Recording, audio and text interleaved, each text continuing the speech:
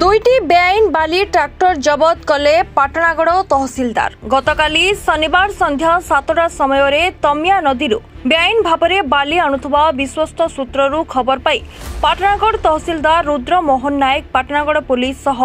पाटणागड़ गड़ भितर ट्रैक्टर को अटकाई